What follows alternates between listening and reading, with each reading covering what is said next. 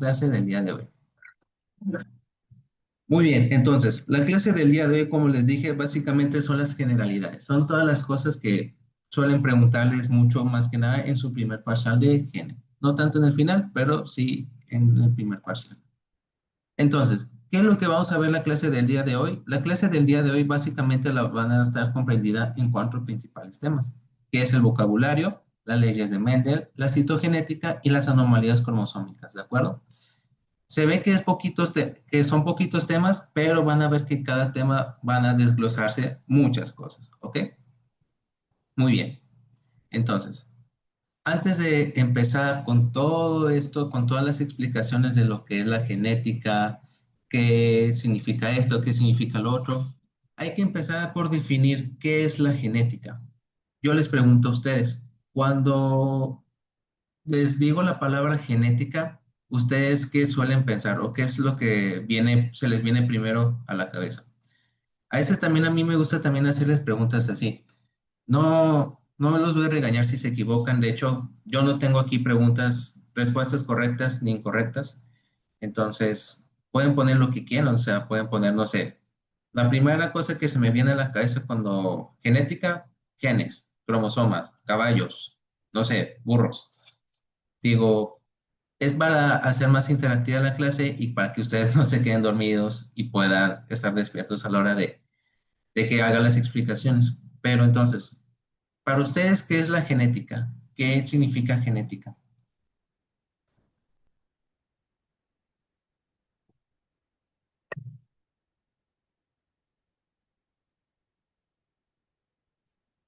Genes y herencia, ADN, ¿ok? ¿Sí? Entonces, muchos de nosotros yo creo que vamos a estar de acuerdo con lo que están poniendo Claudia, Dani o Caro, que puso una definición muy estructurada. Es una rama de la biología que estudia la forma en cómo serán las características de los padres hacia los hijos y su unidad básica es el gen. Cuando hablamos de la parte médica es cómo repercuten estas características en la adquisición de ciertas enfermedades. Una definición muy completa y básicamente es lo que significa la genética. Entonces, ¿qué es la genética?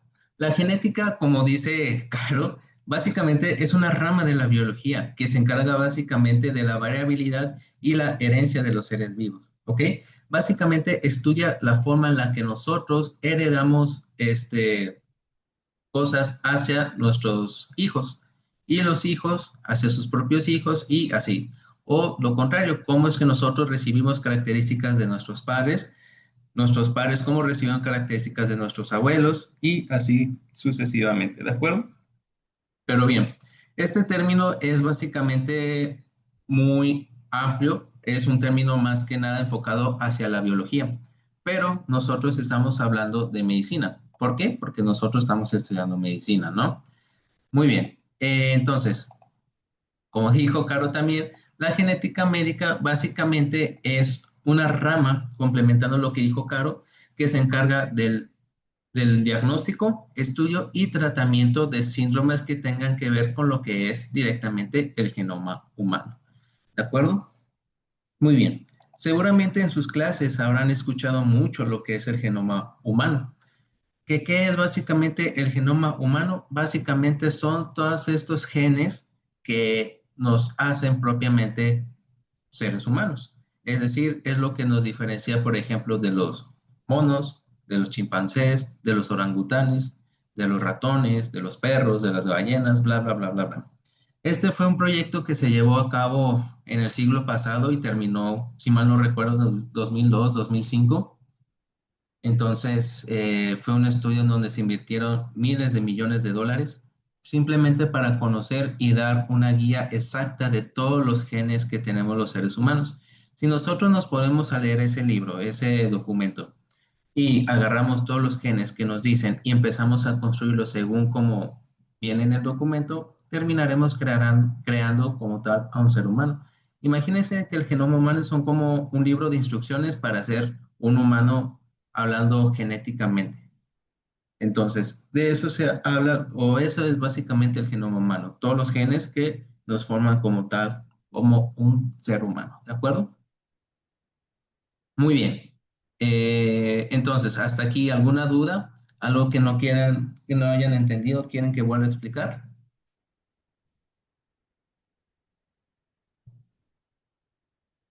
No, todo bien. Va, va, va. Perfecto. Entonces, ahora sí, aquí sirve una parte un poquito Z, Z, Z.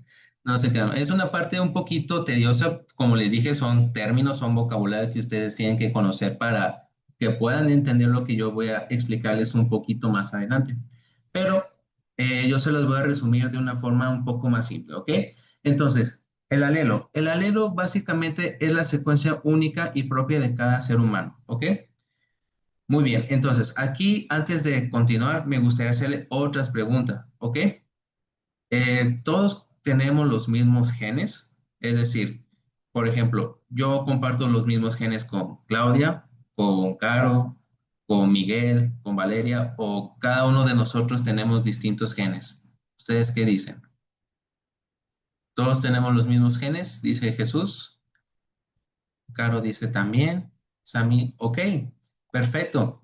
Entonces, la respuesta es que sí, todos tenemos los mismos genes, ¿ok? Entonces, si nosotros tenemos los mismos genes, ¿por qué es que no nos parecemos todos iguales? Es decir, ¿por qué no todos se parecen a mí? O, por ejemplo, ¿por qué no todos se parecen a Caro? Todos se parecen a Claudia. ¿Por qué creen que sucede eso?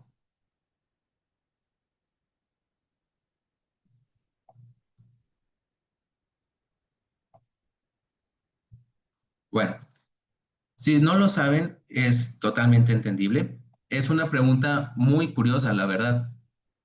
Este, efectivamente, Caro. Básicamente es una pregunta muy curiosa, ¿no? O sea, ¿por qué no nos parecemos todos si tenemos los mismos genes?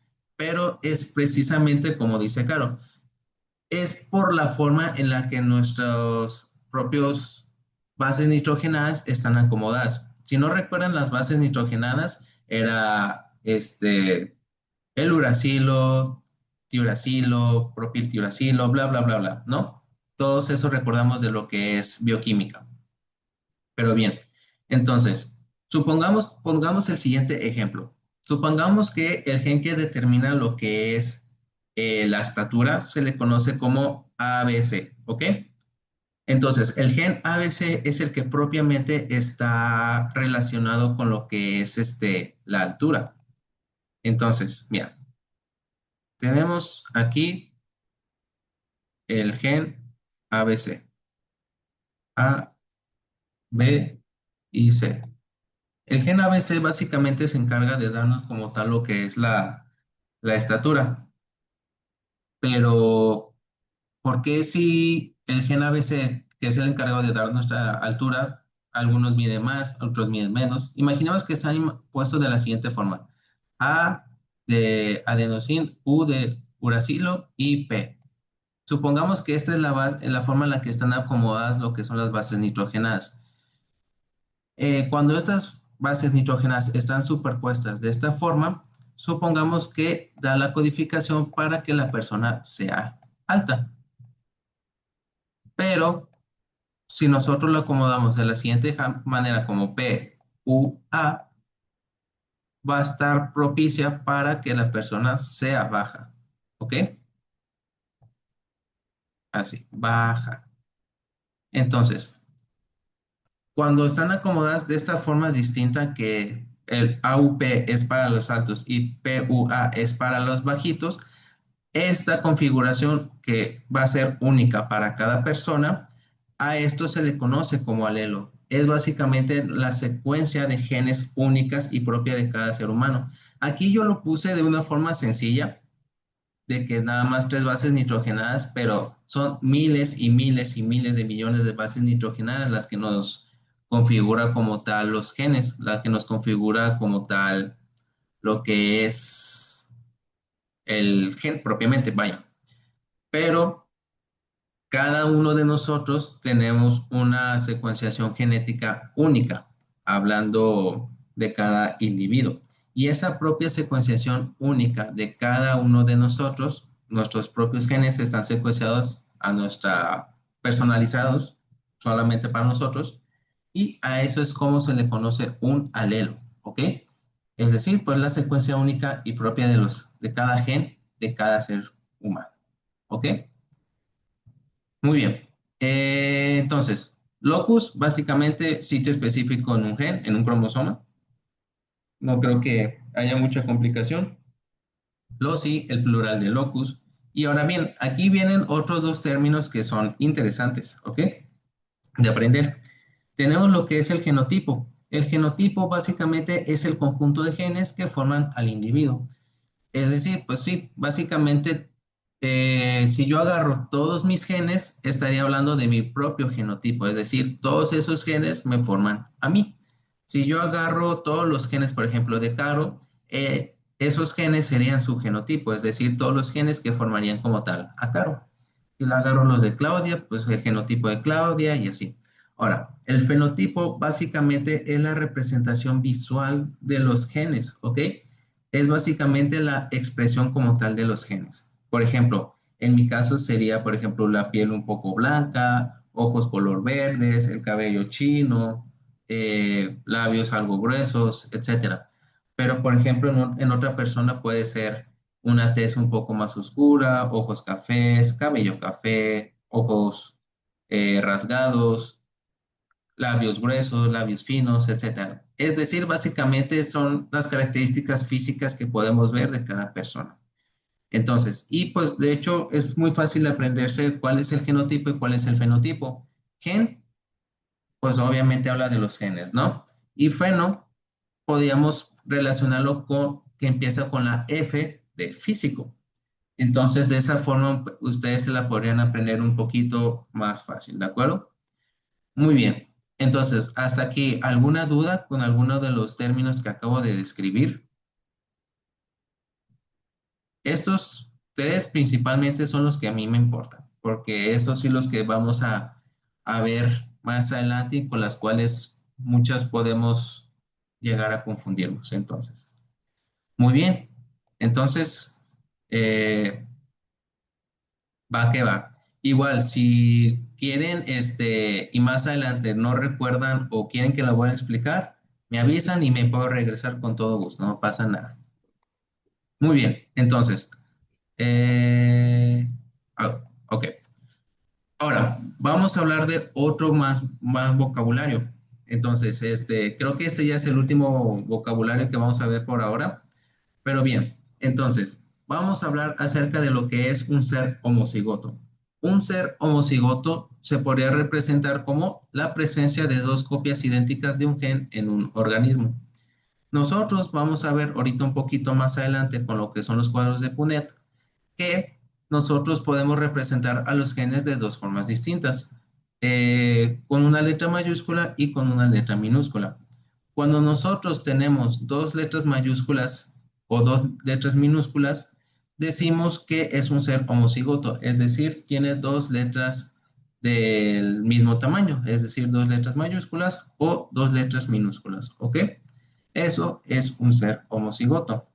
Si no recuerdan, por ejemplo, homo significa mismo. Por ejemplo, homosexual hace referencia a una atracción hacia personas del mismo género. Entonces, homo, cigoto, mismos alelos, mismas copias, ¿ok? Entonces, dos A's mayúsculas o dos A minúsculas, ¿de acuerdo? Ahora, el heterocigoto es todo lo contrario, es decir, la presencia de dos copias distintas de un gen en un organismo, ¿ok? Es la presencia de dos copias distintas de dos genes en un organismo y siempre va a ser representado con una letra mayúscula y una letra minúscula, ¿ok? Entonces, homocigoto, las dos letras son del mismo tamaño, es decir, dos mayúsculas o dos minúsculas, y heterocigoto, son dos letras distintas, una mayúscula y una minúscula. E igualmente, por ejemplo, viendo la raíz de hetero, significa distinto. Por ejemplo, heterosexual, persona que siente atracción hacia personas de distintos sexos, del distinto sexo. ¿Ok? Entonces, pues así es otra forma en la que ustedes se la pueden llegar a entender, ¿ok? Ahora bien, estas letras mayúsculas, estas letras minúsculas, ¿qué significan? ¿Qué nos quieren hacer referencia? Muy bien. Entonces, las letras mayúsculas, cuando nosotros ponemos algo así, estamos hablando de un gen dominante. ¿Y qué es un gen dominante?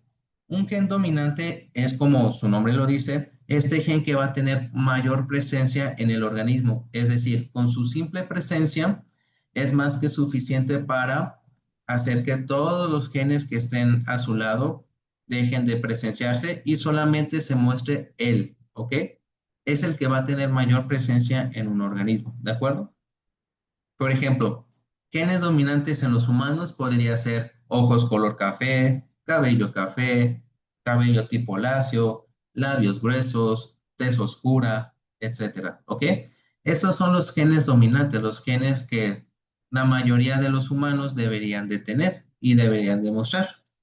Ahora bien, la letra minúscula representa todo lo contrario. A este se le conoce como gen recesivo. ¿Qué es un gen recesivo? Un gen recesivo es aquel gen que no se va a mostrar, ¿ok? Puede estar ahí presente, pero no se va a mostrar en caso de que haya un gen dominante. ¿En qué caso se puede llegar a mostrar un gen recesivo? Solamente cuando está en compañía de otro gen recesivo. Es decir, cuando tengamos dos genes recesivos, es cuando se va a mostrar como tal las características que lleva consigo lo que es este gen. Por ejemplo, genes recesivos en los humanos puede ser ojos de color verde, color azul, etcétera. El pelo tipo chino, este, pelo tipo rubio, eh, rubio, pelirrojo, la piel muy blanca, etcétera, ¿ok? Son los tipos de características o de genes recesivos que tenemos nosotros los humanos, que son algo difíciles de ver, pero, bueno, algo difíciles de ver y que no son tan comunes en el día a día, ¿ok? Entonces, esas son las características, esos son los genes que nosotros vamos a estar hablando en estos minutos, ¿ok? Muy bien. ¿Dudas acerca de estos términos que estamos viendo ahorita?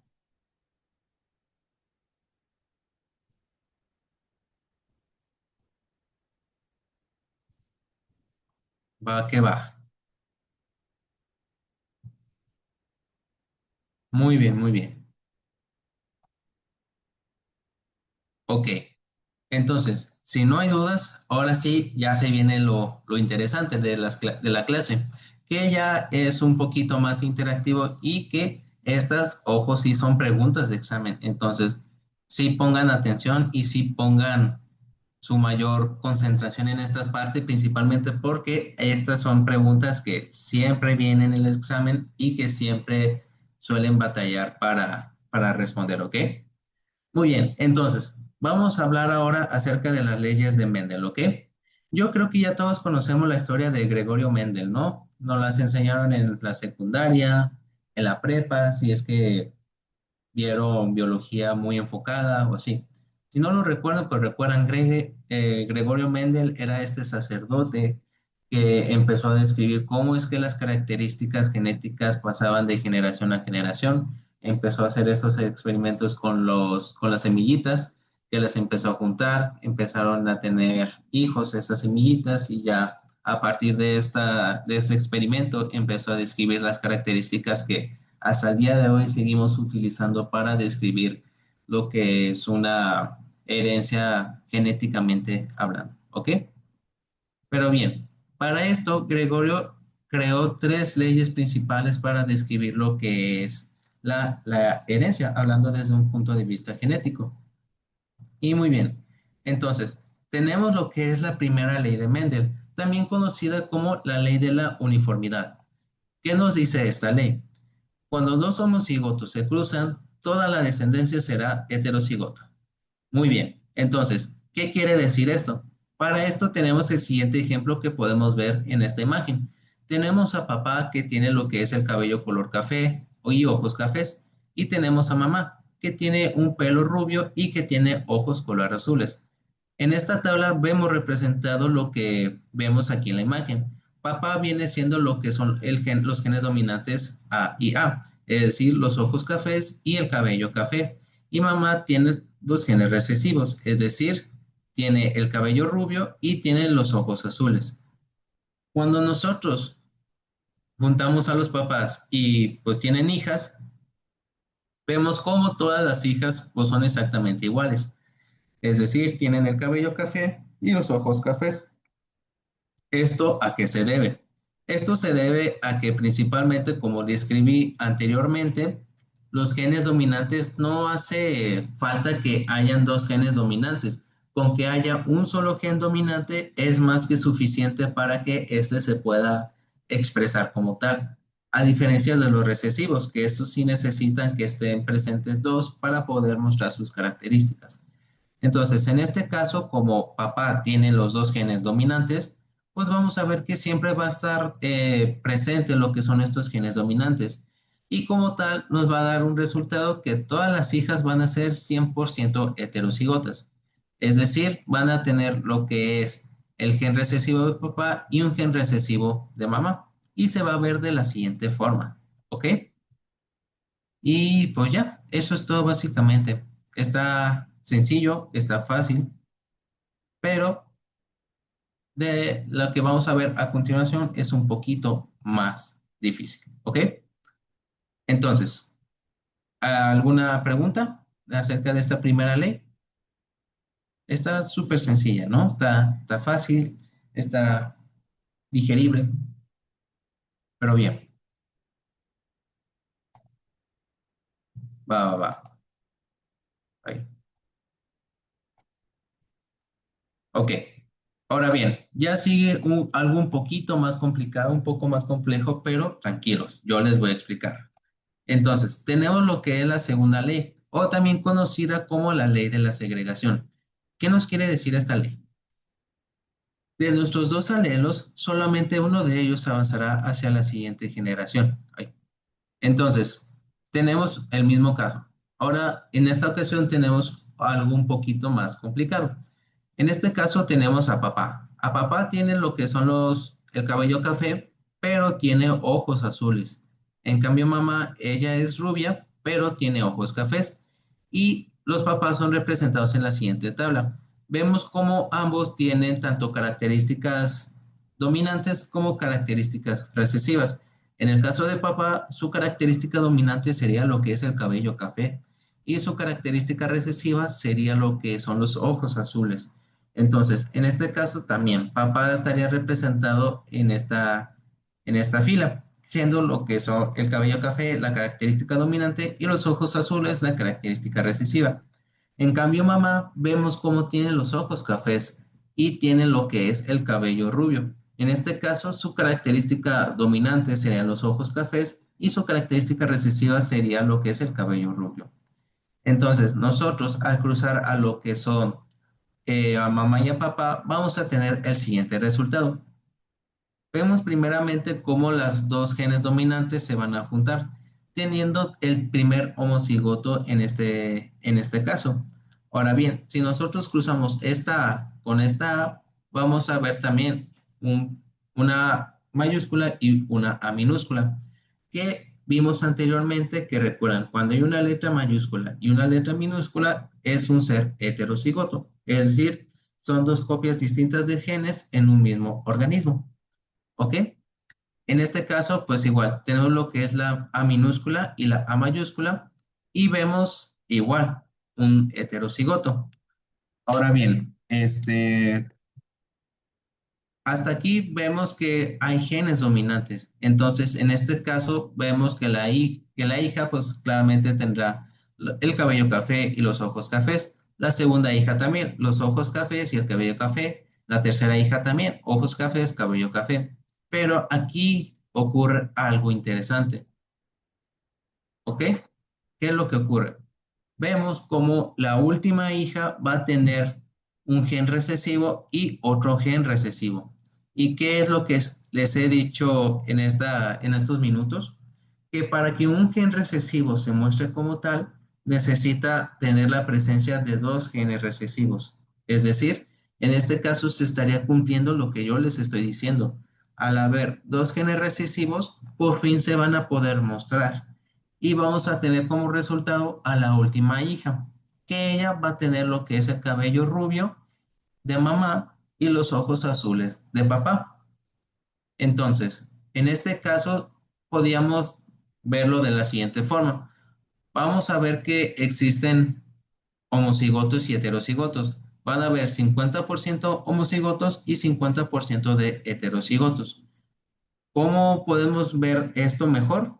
Pues vemos, por ejemplo, AA, que es un ser homocigoto, dos A mayúsculas, un ser homocigoto, A minúsculas, otro ser homocigoto, y vemos A mayúscula y A minúscula, que los vemos aquí y que representan el 50% de lo que son las hijas, ¿de acuerdo?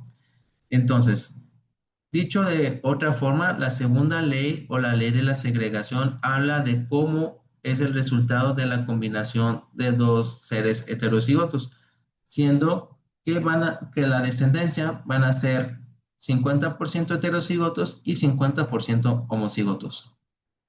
Algo que se me olvidó pasar es decir, esto de aquí, lo que les estoy poniendo, casi suelen ponerlo en los exámenes. Por ejemplo, les suelen poner, eh, llega una pareja buscando tu consejo acerca de lo que es la descendencia.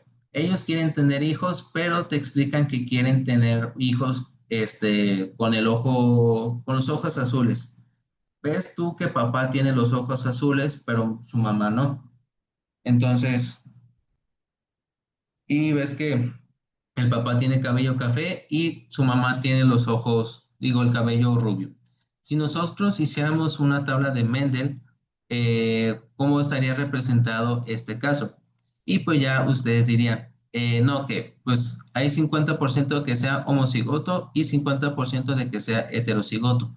Pero si queremos que la descendencia tenga ojos azules, pues solamente hay un 25% de probabilidad de que esto suceda como tal. ¿Por qué? Porque solamente hay un 25% de probabilidad de que se expresen ambos genes recesivos. ¿Ok? Y pues ya, eso es todo básicamente de la ley de la segregación. ¿Ok? ¿Alguna duda, algo que no hayan entendido?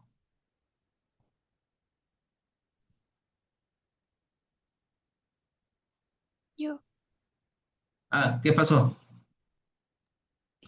por ejemplo, en el examen nos dicen si es cosa cuál es recesivo y cuál es dominante.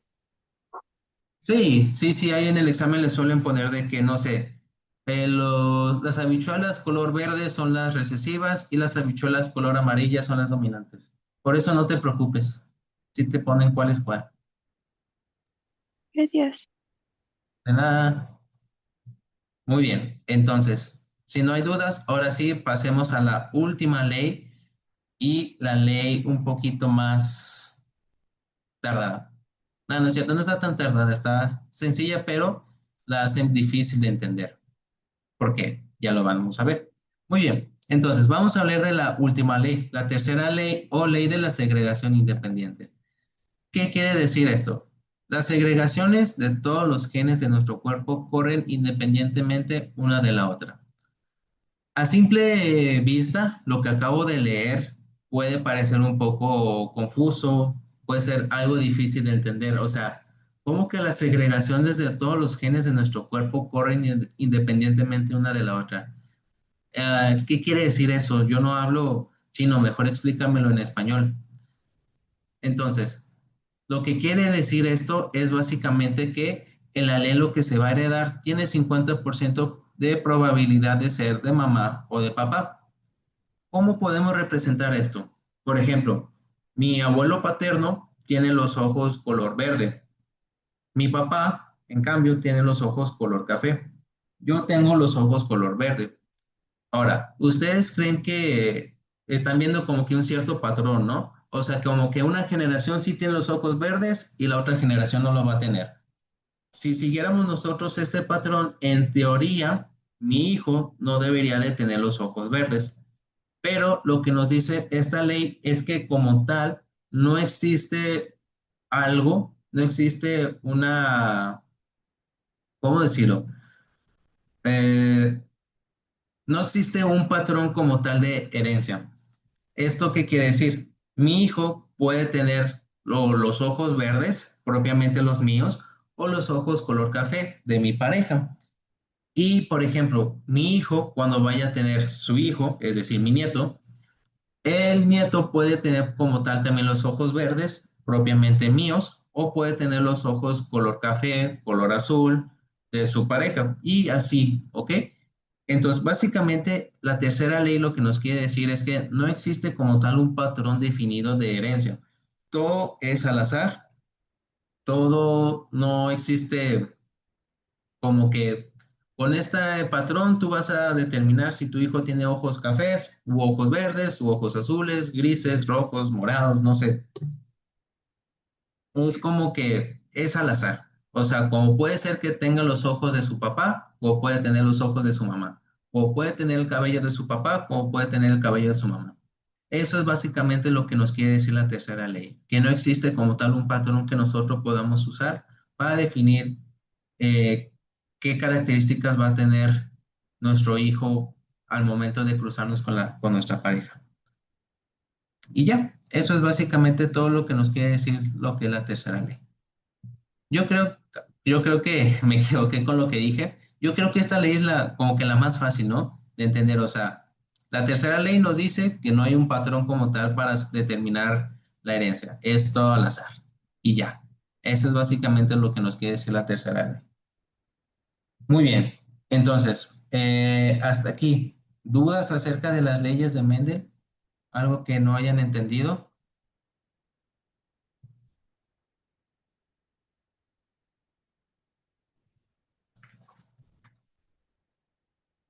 Todo bien, ¿no? Todo sencillo. Muy bien. Muy bien, muy bien. Va, va, va. Entonces, dicho esto, hemos acabado el segundo tema, ¿ok?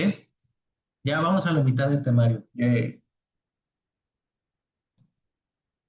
Yo creo que sí vamos a acabar antes de lo que yo esperaba que acabáramos.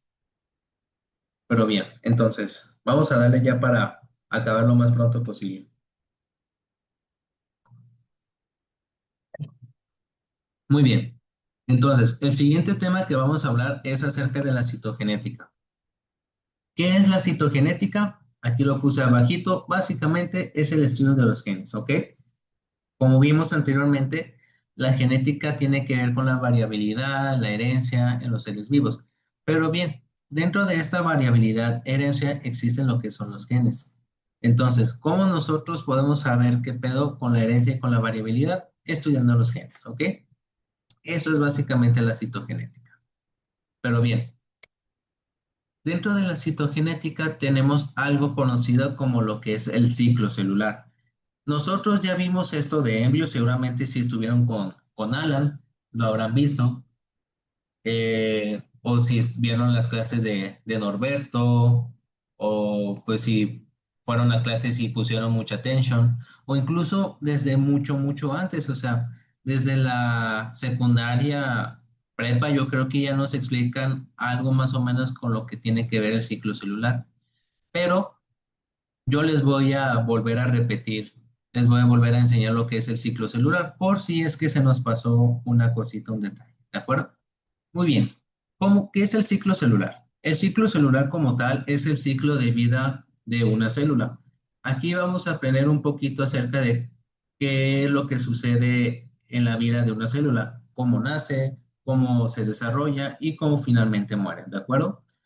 Nosotros vamos a empezar a hablar desde lo que es un proceso, desde un punto más o menos cercano a la muerte de la célula. Cuando la célula está pronta a morir, esta necesita reproducirse para poder seguir existiendo y que como tal el ser vivo pueda seguir viviendo. Entonces, cuando la célula ya sabe que va a morir, empieza esta fase conocida como la fase G1. La fase G1 básicamente consiste en que la célula empieza a crecer de tamaño, ¿ok? No hay mucha ciencia, simplemente empieza así, a crecer de tamaño, ¿de acuerdo? Ahora, la fase S. La fase S vamos a ver aquí que dice que se va a duplicar el ADN. Es decir, células que tengan de 46 cromosomas van a tener 92 cromosomas y células que tengan 23 cromosomas van a empezar a tener 46 cromosomas, ¿de acuerdo? Ahora bien, una pregunta. En teoría, nuestro cuerpo reconoce células que tengan cromosomas de más, cromosomas de menos y las va a eliminar. Por ejemplo, en teoría, si existe una célula de 47 cromosomas, el cuerpo la va a detectar y la va a eliminar. O si tiene 45 cromosomas, la va a detectar y la va a eliminar. Entonces, si la célula crece y empieza a tener hasta 92 cromosomas, ¿por qué nuestro cuerpo no le hace nada? ¿Por qué nuestro cuerpo la deja así como si nada? ¿Alguna teoría? ¿Algo que ustedes piensen que por qué sucede así?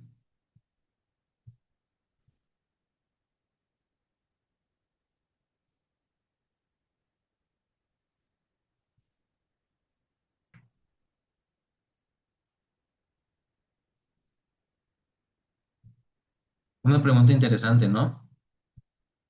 Es como que, o sea, lo aceptamos, pero ¿por qué? ¿Por qué sucede esto? Muy bien. Este, bueno, básicamente en la fase S, el cuerpo ya sabe que la célula está pronta a morir. Entonces, para este momento, el cuerpo ya conoce y sabe que la célula del músculo está pronta a morir. Entonces, va a tener que duplicar su ADN para poder seguir reproduciendo. ¿Y cómo le avisa la célula que se va a reproducir? Básicamente empieza a liberar cierto tipo de hormonas para que el cuerpo empiece a identificar y a señalar que, ok, esta célula se va a duplicar, pues obviamente va a tener que duplicar su ADN, entonces no le hagan nada, todo va a estar bien, ¿ok? ¿Por qué? Porque al final se va a terminar duplicando, ¿ok? Muy bien. Entonces, eso es lo que ocurre en la fase S, ¿ok? Después, en la fase G2, básicamente se buscan errores en el ADN. Se busca que pues, no haya duplicaciones de algún cromosoma, que no haya monosomías, que no haya un cromosoma de menos, un cromosoma de más, etcétera. En esta fase se eliminan una gran cantidad de errores, pero ojo, nuestro cuerpo no es perfecto y claramente suele fallar, puede fallar, ¿ok? Es en estos casos, por ejemplo, cuando células de 47 cromosomas pasan por alto, el cuerpo no las detecta y permite que se siga desarrollando. Es aquí cuando, por ejemplo, empieza ya a haber un problemita, ¿ok? Porque la célula de 47 cromosomas, en teoría, no debería de por qué siquiera reproducirse. En este momento es cuando el cuerpo debería ya de identificarla y destruirla. ¿Qué ocurre en la mayoría de los casos? Claramente, pero como les dije, el cuerpo no es perfecto. El cuerpo puede tener errores y es en este tipo de errores cuando puede llegar a suceder una desgracia, ¿ok? Que es cuando la célula de 47 cromosomas se empieza a reproducir, ¿ok? Pero bien, eso lo vamos a ver un poquito más adelante. Ahora bien, ya en la última fase como tal de la división tenemos la fase M, que es, como dije, propiamente la división celular. Ahora bien, para esta fase tenemos dos tipos de fase M, lo que es la mitosis y lo que es la meiosis, ¿ok? La mitosis aplicas para células asomáticas y la meiosis para células sexuales, ¿ok? En la mitosis básicamente dos células idénticas a la madre y la meiosis son cuatro células con materiales genéticos distintos, ¿ok? Ok, entonces la mitosis básicamente son para todas las células de nuestro cuerpo, es decir, las células somáticas, células de la piel, células del pulmón, células del hígado, del estómago, del esófago, del intestino, todas las células hacen la mitosis, salvo las células sexuales. ¿Qué, cuáles son las células sexuales? El espermatozoide y el ovocito, ¿ok? Y el óvulo. Esas dos células son las únicas que van a tener lo que es la meiosis, ¿de acuerdo? Muy bien. Entonces, Esto es hasta ahorita lo que vamos a hablar del ciclo celular, ¿ok? Pero bien, vamos a meternos ahora de lleno con lo que es esta fase M, ¿ok? Muy bien. Y para ello empezamos a hablar primero acerca de lo que es la mitosis, que ya fue lo que les dije. Básicamente es el ciclo celular de las células diploides, es decir, las que tienen 46 cromosomas, que es cualquier célula del cuerpo menos las células sexuales, ¿ok? Muy bien. Dentro de tal como la mitosis, tenemos lo que son cuatro fases, perdón. Antes eran cinco, pero ya las redujeron a cuatro, ¿de acuerdo? Tenemos la primera fase, la fase de profase. En la profase, aquí como dice, se condensan los cromosomas. ¿Qué sucede aquí? Tenemos aquí como tal lo que es el cromosoma, ¿de acuerdo? Que suele ser representado así, como una X, ¿no? Ay, a veces me sale bonito, a veces me sale feo. Entonces, cuando habla acerca de la condensación, es que básicamente este cromosoma se parte en dos y vamos a tener ahora sí un cromosoma acá y otro cromosoma aquí, ¿ok? Eso se quiere hablar condensación, es decir, partimos al cromosoma en dos y vamos a tener un bracito aquí y otro bracito acá, ¿de acuerdo? Esto es lo que ocurre en la profase. Ahora bien, ¿qué es la siguiente fase? La siguiente fase es la metafase, que aquí los cromosomas se alinean en el ecuador. Cuando nosotros hablamos acerca de la línea del ecuador, ¿alguien sabe qué es la línea del ecuador? Bueno, si no recuerdan la línea del ecuador, básicamente es la línea que divide exactamente lo que es el polo norte del polo sur del planeta. Es decir, como dice Sammy, es la línea del medio del planeta. En efecto, es la que divide tanto la zona norte como la zona sur del planeta. Entonces, es exactamente lo mismo con la célula. Tenemos aquí a lo que es a nuestra célula, ¿no? Y vamos a ver que los cromosomas se van a empezar a poner aquí, justamente en medio de lo que es la célula, ¿ok? A esta se le conoce como la fase de la metafase, ¿de acuerdo? Ahora bien, y en la siguiente fase, que es la anafase, los cromosomas empiezan a viajar hacia los polos opuestos. Es decir, van a haber cromosomas en este polo de la célula, se van a empezar a mover y habrán otras células, otros cromosomas, perdón, que se empezarán a mover hacia el norte, es decir, hacia acá arriba. ¿Ok? Entonces, en esta fase, los dos bracitos que se formaron del cromosoma, uno se va a ir hacia el norte y la otra se va a ir hacia el sur. ¿Ok?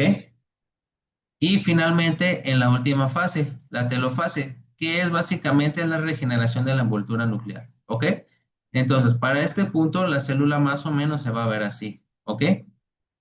Vamos a tener aquí cromosomas y aquí otros cromosomas que fueron resultado de lo que es la anafase, que unas se fueron al norte y otras al sur.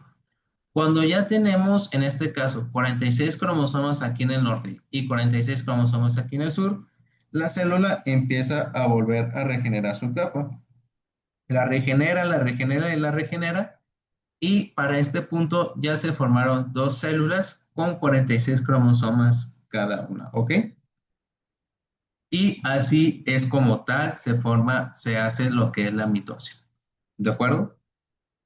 Es un poquito difícil tal vez, pero no es nada de otro mundo. ¿Ok? Es súper, súper sencillo. Hasta aquí, ¿alguna duda con la mitosis? ¿Algo que no hayan entendido?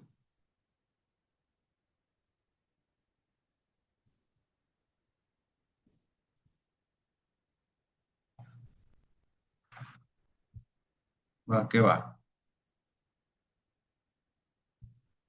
Ok.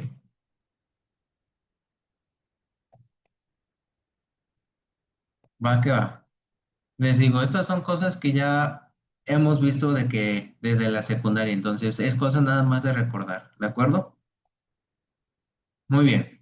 Ahora, la siguiente fase M que vamos a hablar es la meiosis, ¿ok? Que la meiosis, como les dije, solamente sucede en las células sexuales, ¿ok? Ahora bien, la meiosis Dicho de otra forma, una forma más sencilla, es básicamente realizar la mitosis 2 veces. Entonces, es decir, en vez de tener 46 cromosomas por célula, vamos a tener solamente 23 células por cromosoma. ¿De acuerdo? Entonces, pues sí, es eso básicamente lo que es la meiosis, una mitosis hecha 2 veces. Pero bien, vimos que en la mitosis eran 4 fases, ¿no? Profase, anafase, metafase y telofase, ¿no? No, profase, metafase, anafase y telofase, ¿no? Ahora bien, aquí en la meiosis ocurre algo interesante, ¿ok? Dentro de lo que es la profase, es decir, en la primera fase, ocurre otras 5 subfases, ¿ok? Que es el leptoteno, cigoteno, paquiteno, diploteno y diacenesis, ¿ok? Vamos a explicar esto rápido porque esto casi nunca le suelen preguntar, salvo una cosa que les voy a decir. En el leptoteno, básicamente los cromosomas se alinean, ¿no? Vamos a tener igual aquí cromosomas, ¿ok? Tenemos un cromosoma aquí y otro cromosoma acá. Se van a empezar a alinear. Después, en el cigoteno se aparean los cromosomas, ¿ok? Es decir, yo le paso material a y este me va a empezar a pasar material a mí, ¿ok? Y en el paquiteno se empiezan a recombinar lo que son los cromosomas. Y es de hecho esta una pregunta de examen. ¿En qué fase de la profase de la meiosis ocurre una recombinación de cromosomas? ¿Ocurre el intercambio de material genético? En el paquiteno. En el paquiteno ocurre lo que es el intercambio de material genético como tal. ¿De acuerdo? Esta sí es una pregunta que suelen hacer en el examen. ¿Ok? Entonces, para que lo tengan a consideración y para que lo recuerden, ¿ok? Y ya la verdad, diploteno y diacenesis no la suelen preguntar tanto, pues diploteno nada más que el cromosoma ya empieza a unirse por algo conocido como el quiasma, que es aquí el centro, y el diacenesis se hace el uso mitótico, o sea, básicamente se completa ya como tal el cromosoma. Pero aquí lo que más me interesa que ustedes aprendan es esto de aquí, el paquiteno, que en el paquiteno ocurre el intercambio como tal de material genético, ¿ok? Ya si ustedes se quieren aprender leptoteno, cigoteno, diploteno, diacenesis, más que perfecto, ¿ok? Yo no les voy a decir que no, pero si ven que ya es muy tarde y que ya no se van a aprender todo, con que ustedes sepan que en el paquiteno ocurre el intercambio de material genético, yo con eso me voy feliz, ¿de acuerdo? Y ya, ¿ok? Muy bien. Entonces, hasta aquí, ¿dudas acerca de lo que es la meiosis? Yo creo que está sencillo, fácil de aprenderse, ¿verdad? Y les digo, con que ustedes se aprendan nada más que en el paquiteno ocurre el intercambio de material genético, yo más que feliz, la verdad. Ok, muy bien. Entonces, ahora bien, aquí vamos a hablar un poco más acerca de los estudios genéticos, ¿ok? Vamos a ver un poquito más adelante que en las enfermedades genéticas, para nosotros diagnosticarlas, vamos a tener distintos estudios, ¿ok? Y dependiendo la sospecha clínica que tengamos, la sospecha de la enfermedad, es el estudio que nosotros usaremos para confirmar nuestras sospechas, ¿ok? Para ello tenemos principalmente lo que es el cariotipo, ¿ok? Más adelante les voy a poner imágenes de los estudios para que se den una idea más o menos de cómo es cada estudio, ¿ok? Pero bien, primero nosotros tenemos lo que es el cariotipo, ¿ok? El cariotipo básicamente es el estudio citogenético más común que permite ver los cromosomas bajo el microscopio, ¿ok? Entonces, lo que hacen es lo siguiente. Primero te toman una muestra de sangre. A partir de esa toma de, ay, perdón, a partir de esa toma de sangre, eh, analizan lo que es una gota de tu sangre, la desglosan y empiezan a ver los cromosomas que se encuentran dentro de la sangre, ¿ok? Y sí se puede ver los cromosomas bajo el microscopio, ¿ok? Lo más interesante. Es un microscopio muy específico y muy potente, pero sí se pueden llegar a ver. Entonces, ya los genetistas para este punto ya están entrenados para diferenciar. Ok, este es el cromosoma número 1, este es el cromosoma número 2, este es el cromosoma número 3, y así se la van pasando, ¿ok? Déjame ver, bien, se los adelanto. Aquí podemos ver, ¿ok? Este es el cariotipo, ¿ok? Para este punto, como les dije, el genetista ya está entrenado para identificar pues estos dos son los cromosomas número 1, estos dos son cromosomas número 2, estos son cromosomas número 3, y así se la van pasando, ¿ok? Por ejemplo, en este caso, ¿el paciente es masculino o es femenino? ¿Ustedes qué creen?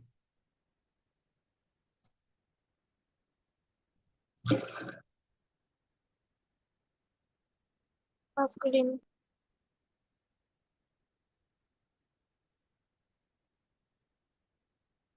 Es masculino, ¿no? ¿Por qué?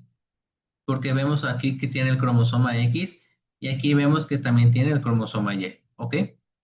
Con esto es más que suficiente para decir que nuestro paciente es masculino, ¿de acuerdo? Pero bien, ok. Aquí no se ven muy bien, pero podemos ver que en los cromosomas existe algo que los une como tal, ¿ok? Por ejemplo, aquí. No se ve muy bien, pero estos dos cromosomas pueden estar unidos por algo conocido como quiasma, como centrómero, ¿ok?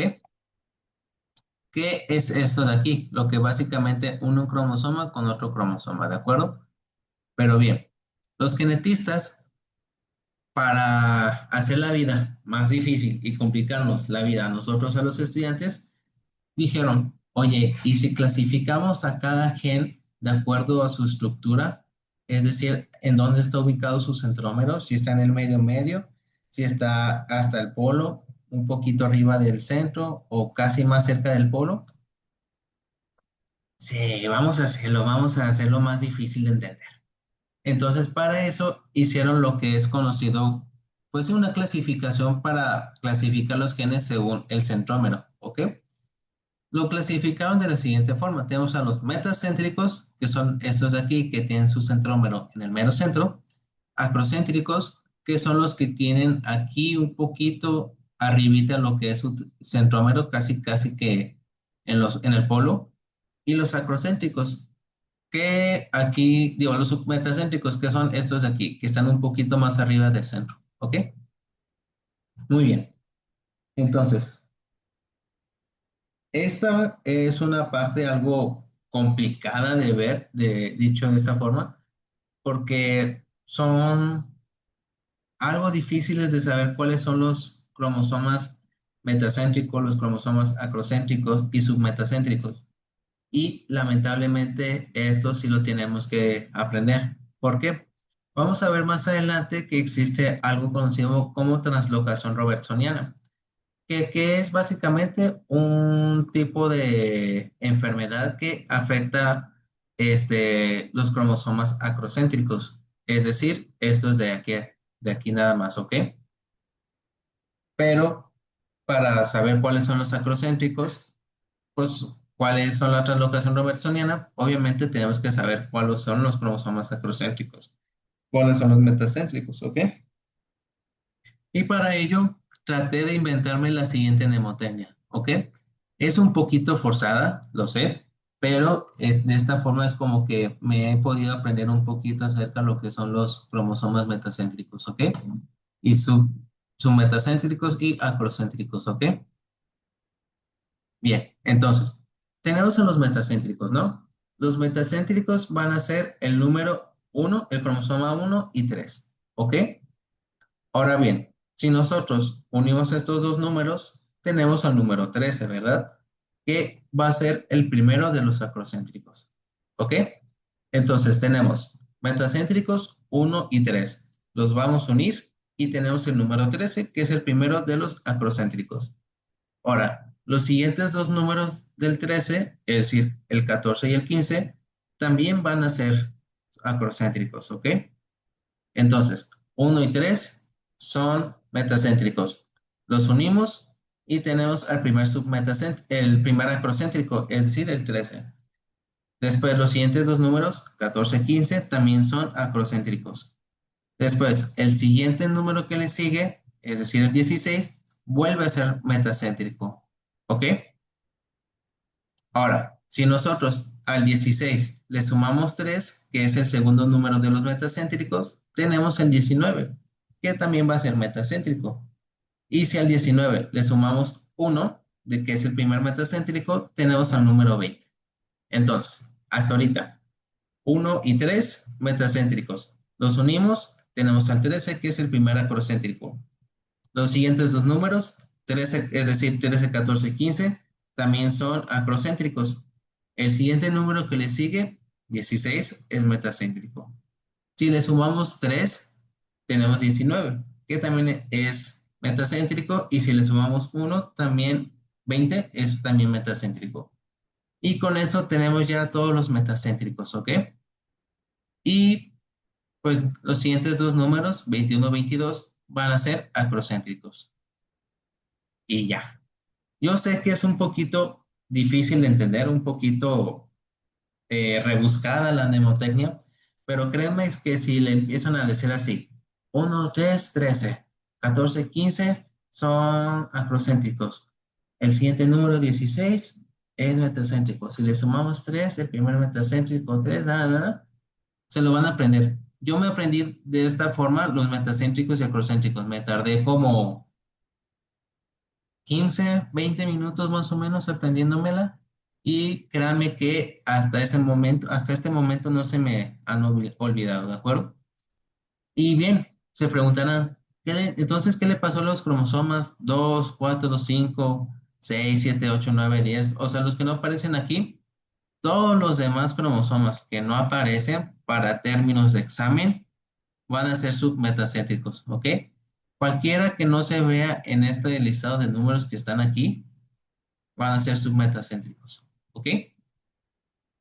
Y pues ya, eso es básicamente todo. Un poquito rebuscada, les digo, pero si la empiezan a hacer así, como les dije, en 20 minutos se la aprenden fácil, la verdad, ¿ok? Y pues ya, eso es todo, básicamente estos estudios genéticos. Y pues ya, ¿ok? Eh, Ahora, estos estudios genéticos como tal no suelen preguntarles en el examen de que, a ver, defíneme qué es un FISH, defíneme qué es una PCR, una MLPA. Sin embargo, son estudios que se utilizan y que a principio puede parecer un poco difícil de entender de que, qué es un FISH, qué es una PCR. Es por eso que decidí darme la tarea de investigar un poquito acerca de estos estudios para explicarles un poquito más acerca de estos mismos estudios también, ¿ok? Entonces, después del cariotipo, que es el estudio más común, tenemos el FISH, que es el segundo estudio más común. ¿Este qué hace? Básicamente lo que hace es que nosotros, mediante sondas fluorescentes, vamos a pintar lo que es el ADN, ¿ok? Y al pintar nosotros el ADN, vamos a ver que empieza a brillar una zona. A nosotros ver que está brillando una zona del ADN, vamos a identificar que es en esa zona cuando, que es en esa misma zona, está afectada el gen, está afectada el ADN. ¿Ok? Es como se ve aquí. Por ejemplo, vemos aquí estas floras fluorescentes. Ahí. Vemos como el ADN está pintado como que azul y así, ¿no? Pero vemos que en estas bandas vemos una coloración tipo rojo, una verde y así. Es en estas zonas de aquí donde se ve verde, donde existe el problema, ¿ok? Ya que hay una lesión estructural como tal del ADN, que la vamos a ver ahorita precisamente más adelante, ¿ok? Ahora, el PCR. El PCR básicamente es una técnica que permite ampliar una región específica del ADN. Es decir, es como si nosotros hiciéramos un zoom al fish y nosotros al hacerle un zoom al fish vamos a ver algo así, o sea, vamos a ver mucho más grande lo que es la región del ADN dañada, ¿ok? Y pues ya. Y la MLPA básicamente es una PCR, pero vista desde varios puntos. O sea, con la PCR solamente tenemos una región. Con la MLPA vamos a tener distintas regiones del mismo gen. ¿Ok? Y pues ya.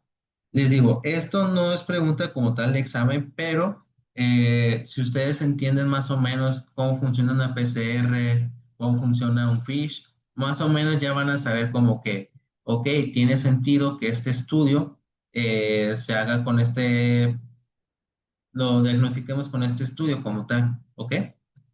Eso de hecho lo vamos a ver mañana cuando empecemos ya a ver acerca de lo que es claro, ahí. ¿Esa o cuál, Elena?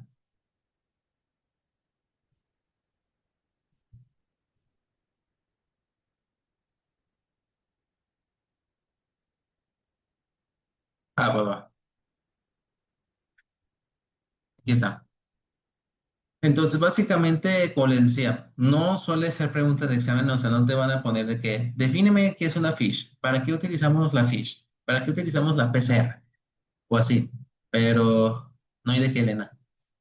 Sí, es como que me gustaría saber de que ustedes entiendan de que cómo funciona cada estudio para que, por ejemplo, el día de mañana que ya vamos a empezar a ver problemas, bueno, problemas genéticos que tengan que ver con la estructura, con el número de genes, o con el número de cromosomas o así, van a entender de que, o sea, por ejemplo, con esta enfermedad es razonable que se le haga el FISH, que se le haga el PCR dado a que estos dos estudios más que nada ven a la estructura como tal del gen.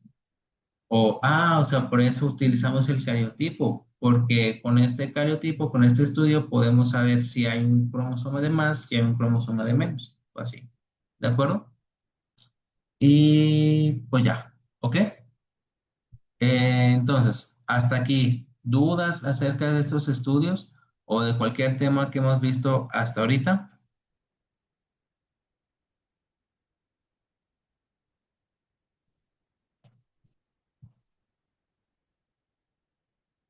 Va que va. Perfecto. Muy bien. ¿Ya le puedo mover, Elena? ¿O todavía le sigues copiando? Te digo, si quieres no le copies esto, o sea, nada más es como que una definición como tal del estudio, pero no te lo van a preguntar. Va, va, va, no hay de qué. Va, va, va. Ahora sí, tipos de herencia, ¿ok? Esto sí suele ser también pregunta de examen y suele ser, de hecho, desde este momento hasta que acabes genes, hasta que acabes genética, vas a ver los tipos de herencia. ¿Por qué? Porque es básicamente una parte muy importante de la enfermedad. De esta forma tú vas a poder saber si la enfermedad se va a presentar o no en el paciente, o si es muy probable que se presente o es muy probable que no se presente, o si el paciente va a ser portador, si el paciente no va a portar la enfermedad, si va a manifestar la enfermedad. Entonces, en esto sí quiero que pongan también atención, ¿ok? En los tipos de herencia. Bueno, tenemos básicamente tres tipos de herencias, ¿ok? Autosómica dominante, autosómica recesiva y ligada al X. En la autosómica dominante, como su nombre lo dice, va a tener que ver con los genes dominantes. Es decir, en este caso, lo que ocurre es que hay un problema en el gen dominante. Y si recuerdan, el gen dominante suele ser representado con una letra mayúscula, como puede ser la A. En la autosómica recesiva, el problema como tal está en un gen recesivo, es decir, en una letra minúscula. Y por último tenemos las que son ligadas al X, que como tal el problema está relacionado con el cromosoma X. ¿Ok? Y pues ya, ¿de acuerdo? Hay otro tipo de herencia también conocida como ligada al Y, pero la verdad es que mm, es algo difícil de entender. No lo suelen preguntar en el examen. De hecho, en los exámenes que yo he visto, nunca he visto un problema que tenga que ver con una herencia ligada al Y, al cromosoma Y. Por lo tanto, pues dije, nada, pues ¿para qué lo pongo? Digo, ustedes se van a confundir. Yo la verdad es que no le entiendo muy bien a eso. Entonces, ¿para qué nos hacemos bolas, no? ¿Para qué decimos que sí, si no? Entonces, estas son básicamente todas las herencias que vamos a ver durante todo el semestre, ¿ok? Tipos de herencia autosómicas dominantes, autosómicas recesivas y ligadas al X, ¿ok? Muy bien. Cuando yo llevé genética, que fue hace mucho tiempo, todavía presentábamos examen en computadora. Entonces, en ese tiempo solían poner mucho estas imágenes y te preguntaban, eh, ¿qué tipo de herencia estamos viendo en esta imagen de aquí? O te ponían un caso clínico y te ponían esta imagen y te ponían, de acuerdo al caso clínico y a la imagen mostrada, ¿qué tipo de herencia tiene la enfermedad? Ahorita yo creo que ya no les ponen las imágenes, pero sí suele ser importante que se aprendan eso que les estoy poniendo aquí. ¿Por qué? Porque puede ser que dependiendo el caso que ustedes vean y viendo que si la enfermedad es autosómica dominante o autosómica recesiva, pueden llegar a preguntarles cositas que vengan aquí. ¿De acuerdo? Entonces, vamos a hablar de ella. Autosómica dominante. Como dije, en la autosómica dominante, el gen dominante va a ser el afectado, ¿ok?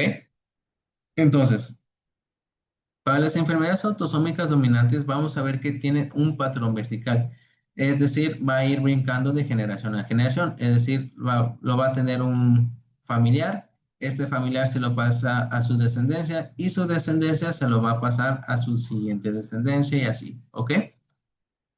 Ahora, este suele afectar a ambos sexos, es decir, puede afectar tanto hombres como mujeres. Como sigue un patrón vertical, no va a saltar generaciones, es decir, si el abuelo tiene la enfermedad, se lo va a pasar a tus papás. Y si tus papás tienen la enfermedad, te la van a pasar a ti. Y si tú tienes hijos, tú se las vas a pasar a tus hijos, ¿ok? Y bien, vemos en este caso que existen solamente dos condiciones. O eres un paciente sano y no vas a tener la enfermedad, o vas a ser un afectado y vas a mostrar como tal la enfermedad. ¿Ok? Eso es básicamente lo que vemos aquí en un tipo de enfermedad autosómica dominante. ¿De acuerdo? Ahora bien, en la recesiva es un poco distinto. Aquí habla sobre un patrón horizontal. Es decir, puede ser que los papás presenten la enfermedad, tengan la enfermedad, pero no la van a mostrar como tal, no la van a expresar. Sin embargo, a la siguiente generación, puede ser que ahora sí el paciente vaya a expresar como tal la enfermedad, ¿ok? Esto básicamente se da también en ambos sexos y algo interesante, estas enfermedades autosómicas recesivas suelen darse mucho en casos de consanguinidad, es decir, parejas de primos, muy raro, hermano y hermana o así, ¿ok? Por ejemplo, pues no sé, aquí en Monterrey que suelen decir mucho de que, te casaste con tu primo, te casaste con tu prima, que no es cierto, no es cierto. Eh, pues, por ejemplo, se podría dar este tipo de casos en donde, pues, el primo, al estar con su prima y tienen hijos, aumenta lo que es el riesgo de que se presente un tipo de enfermedad autosómica recesiva. ¿Ok? Ahora bien, algo distinto de la autosómica dominante es que en la recesiva sí puede saltar generaciones o presentarse de nuevo. Es decir, que sea la primera vez que se muestra en la familia. Por ejemplo, aquí vemos, tenemos que los padres como tal no presentan la enfermedad, pero sus hijos sí la van a llegar a presentar. Y los hijos, es decir, los nietos, pueden ser que no la presenten, o puede ser que sí. Los bisnietos también, puede ser que la presenten o no, los tataranietos sí o no, bla, bla, bla, bla, bla, y así se va, ¿ok? O puede ser que de la nada los padres sean sanos, los hermanos sean sanos, pero tú al tener un hijo, puede ser que el hijo presente la enfermedad, ¿ok? Y como tal no hay un medio o algo para explicar de que, pues es que el papá lo tenía y el papá se lo pasó al hijo, a su hijo y su hijo se lo pasó al nieto y por eso tiene la enfermedad. Simplemente apareció de la nada, ¿ok? Eso hace referencia de nuevo, que aparece así de la nada, ¿de acuerdo? Y finalmente, en este caso, en las autosómicas recesivas puede haber tres papeles. Un afectado, que se puede ver así como todo el cuadrito relleno, en este caso de color rosa. Portador, que simplemente es una persona que va a tener la enfermedad como tal, pero no la va a expresar. Es decir, tiene los genes afectados, pero no la va a expresar, ¿ok? Solamente puede transmitirla, pero no la va a mostrar como tal. Y finalmente, pues el sano, que pues no va a tener la enfermedad, ¿ok?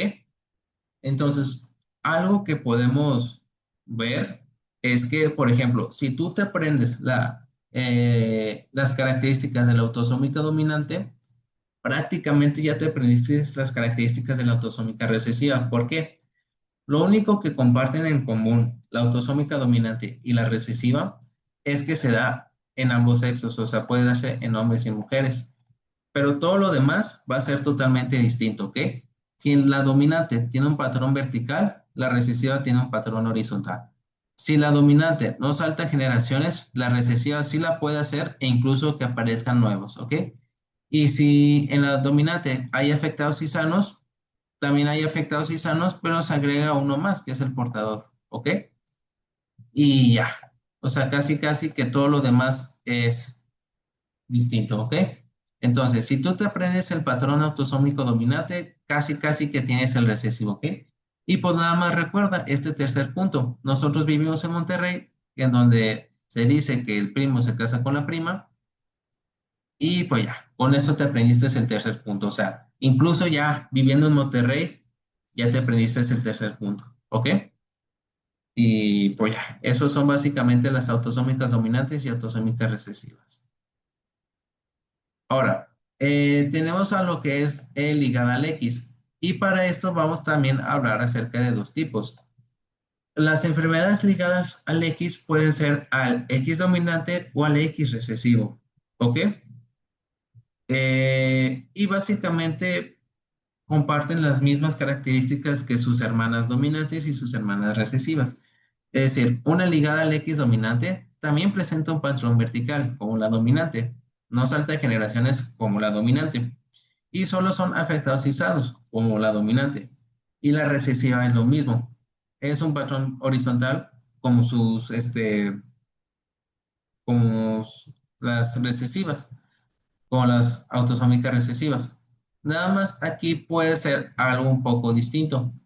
Los pacientes masculinos pueden ser sanos o afectados y las pacientes femeninas pueden ser sanas, afectadas o enfermas, ¿ok? Pero prácticamente son lo mismo, no tiene un chiste como tal, entonces pues nada más es eso, ¿de acuerdo? Entonces, si te aprendiste ya la autosómica dominante, ya te aprendiste la autosómica recesiva y como combo, también te aprendiste las ligadas al X dominante y al X recesivo, ¿ok? Tal vez las X recesivas tengas que aprenderte un poquito de que los hombres solamente pueden ser sanos o afectados y las femeninas sanas, afectadas o enfermas, pero ya, literalmente te aprendiste todo, ¿ok? Muy bien. Entonces, hasta aquí, ¿alguna duda? ¿Algo que no hayan entendido?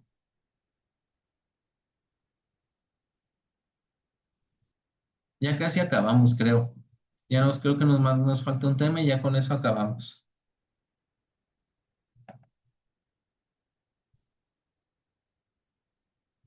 X dominante, en efecto, Sammy. Bueno, aquí lo pintaron mal, pero como tú dices, en las ligadas al X dominante solamente afectan a las mujeres, ¿ok? ¿Esto por qué sucede? Las mujeres, recuerda, tienen dos cromosomas X, ¿no? Si uno de sus cromosomas X se ve afectadas, tiene todavía otro cromosoma X como apoyo para poder lograr subsistir. En cambio, si a un hombre le da una enfermedad ligada al X dominante, se elimina el único cromosoma X que tiene y solamente le queda el cromosoma Y.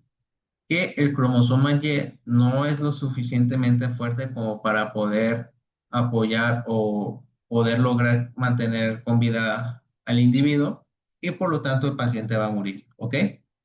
O sea, el hombre puede tener una autosómica dominante, una ligada al X dominante, perdón, pero se va a morir, ¿ok? Entonces, pues, si a un hombre le da una ligada al X dominante, prácticamente ya se murió, ¿de acuerdo?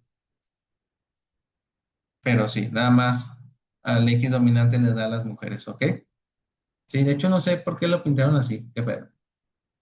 Pero bueno, tal vez le dio aquí al hombre y se murió, pero quién sabe. Muy bien, entonces, ¿alguna otra duda?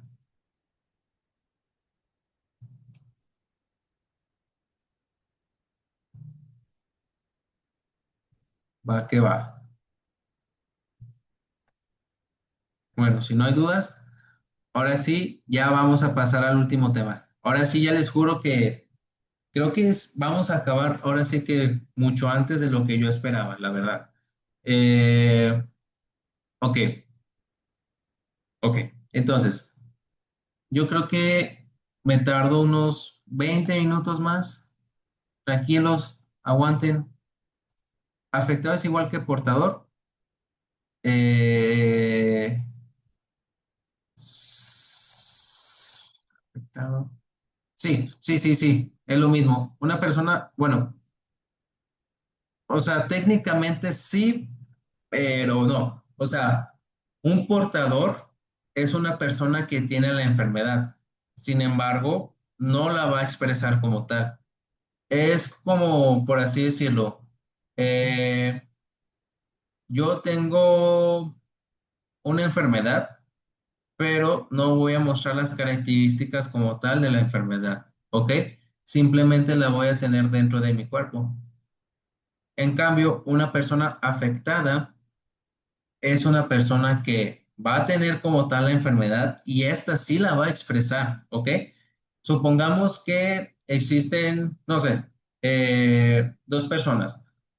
Estas dos personas tienen la misma enfermedad, pero una persona muestra características como tal de la enfermedad y la otra no. Pero sabes que tiene la enfermedad porque se le hicieron estudios hace tiempo y le dieron el diagnóstico de la enfermedad.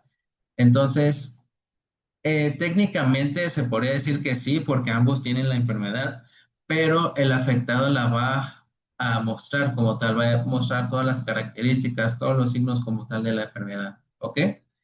Entonces, pues nada. Entonces sí, ¿ok? Pero bien. Entonces ya, último tema, les juro 20 minutos más, aguanten, despierten. Yo sé que me tardé un poquito, pero ahora sí ya, les juro que ya no me tardo mucho. Por favor, estén conmigo, no se vayan, que esto también suele ser preguntas de examen, ¿ok? Muy bien. Ahora bien, anomalías cromosómicas. Ahora sí se viene lo chido de este tema, ¿ok? De esta clase. Anomalías cromosómicas. Esto es lo que nos va a incumbir.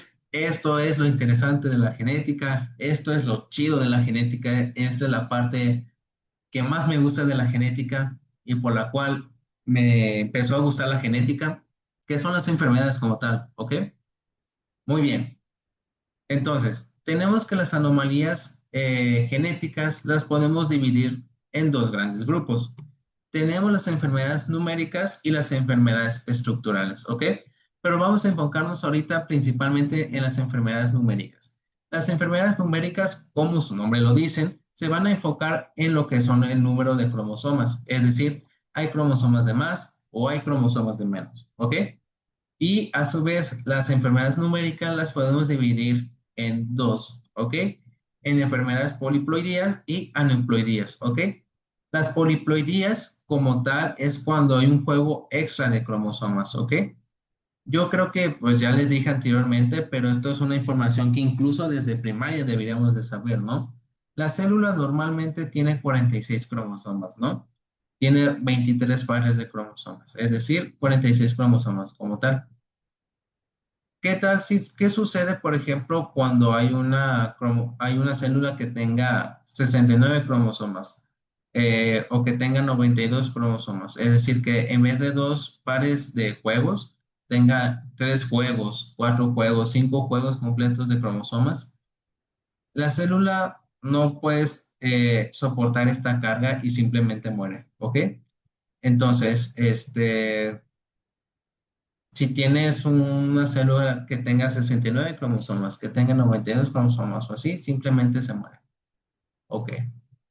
Yo sé que esto lo explicaron en embrio, pero por ejemplo, supongamos que durante la fecundación tenemos el óvulo, ¿no? Y el óvulo, aquí, supongamos que tenemos aquí el óvulo, ¿no? Y tenemos aquí dos espermatozoides, ¿ok? Este es el espermatozoide uno y este es el espermatozoide 2. Sucede y acontece que estos dos espermatozoides fecundaron al óvulo al mismo tiempo, ¿ok? Entonces, aquí en este caso, ¿qué es lo que creen que vaya a suceder? O sea, bueno, ¿van a nacer gemelos o se va a morir la célula o qué creen que vaya a suceder? Si tenemos al óvulo y lo fecundan dos espermatozoides, ¿qué esperan que suceda a continuación? Si van a Pues nacer. que se muera la célula. En efecto, en efecto, en efecto, en efecto. ¿Ok? Ahí. Ah. En efecto, como lo dijo Claudia y como lo dijo aquí Sami, el producto se va a morir. Yo antes, la verdad, antes de entrar a medicina, yo pensaba que, por ejemplo, los gemelos nacían de esta forma. Un espermatozoide fecunda el mismo óvulo y dos espermatozoides fecundan el mismo óvulo. Cada espermatozoide tiene esta información. Entonces, dentro del óvulo, pues se va a formar dos productos que van a ser los gemelos. Pero cuando llegué a embrio y Norbertito me escuchó decir esto, me regañó, me humilló, me dijo, ¿cómo puedes pensar eso? Nada, es cierto, no me humilló, pero sí me dijo que, ¿por qué, por qué creía eso? Que mejor estudiara mejor. Entonces, pues sí, tiene razón. O sea, este espermatozoide va a tener 23 cromosomas, este otro va a tener sus 23 cromosomas, el óvulo como tal tiene 23 cromosomas. Entonces, pues en este caso tendríamos 69 cromosomas. Entonces, pues con lo que acabo de decir, simplemente el producto no sobrevive, aborta y pues se muere claramente, ¿ok?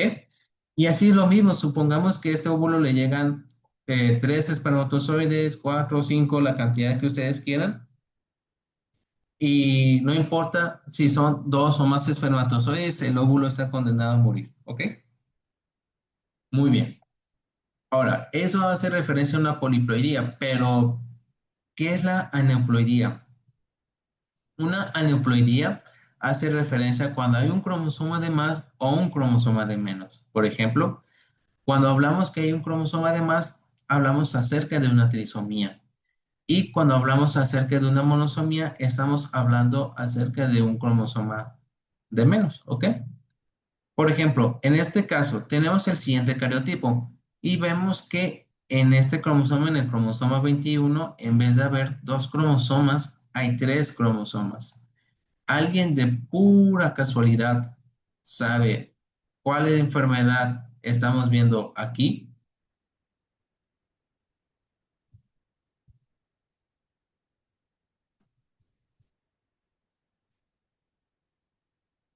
El síndrome de Down, perfecto.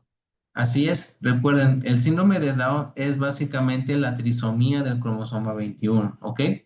Y vamos a ver, por ejemplo, mañana con el síndrome de Edwards, que por ejemplo es una trisomía del 18, o por ejemplo el síndrome de Patau, que es una trisomía del 13, o por ejemplo Klinefelter, que es una trisomía del X, es decir, XXY, bla, bla, bla, bla, bla, ¿ok? Eso es lo que vamos a ver mañana con las enfermedades que corresponden, ¿ok? Y la monosomía es cuando hay un cromosoma de menos. Pregunta, y el que me responda bien esto, le hago un 25% de descuento a la inscripción del curso. ¿Cuál es la única monosomía compatible con la vida? El que me responda primero le doy 25 de descuento en el curso.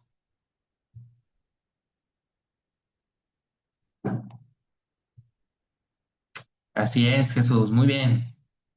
El síndrome de Turner. Envíame un mensaje ahorita al rato cuando ponga el video para decirme que te dé el descuento. Entonces sí, el síndrome de Turner es la única monosomía como tal compatible con la vida, ¿ok? Entonces es fácil de saber entonces cuál sería una triploidea, cuál es una monosomía, ¿no? Si tú sabes que la única monosomía compatible con la vida es Turner, pues todas las demás tienen que ser trisomías. Entonces, pues ya no hay mucho pierde en ese caso, ¿de acuerdo? Muy bien. Muy bien. ¿Ok? Ahora bien, ok. Ahora, vamos a hablar acerca de los problemas estructurales. Ya les juro que estos son los últimos temas. Ahorita ya no nos vamos a tardar mucho. Ok. Ahora, con los estructurales. Con las estructurales es un poquito más complicado. ¿Por qué? Aquí lo que está mal es como tal el cromosoma, ¿ok? Es la estructura como tal, ¿ok? Lo que está afectada, ¿ok? Entonces, hay un error como tal en la estructura del cromosoma, bla, bla, bla. Ahora bien, podemos decir que las estructurales se pueden dividir en dos, en balanceadas y no balanceadas. Decimos que una enfermedad estructural es balanceada cuando no hay pérdida de material genético, ¿ok? En cambio, cuando se pierde material genético, podemos decir que es una enfermedad estructural no balanceada, ¿ok? Yo sé que aquí lo expliqué un poco feo, ya les juro que ahorita lo cambio para que se entienda mejor, pero de esa forma, ¿ok? Ahora bien, dentro de las enfermedades estructurales vamos a tener varios subtipos, ¿ok? Tendremos primero lo que es el isocromosoma. El isocromosoma básicamente es una ruptura del cromosoma en donde ambos brazos son exactamente iguales. Es ejemplificado con la siguiente imagen.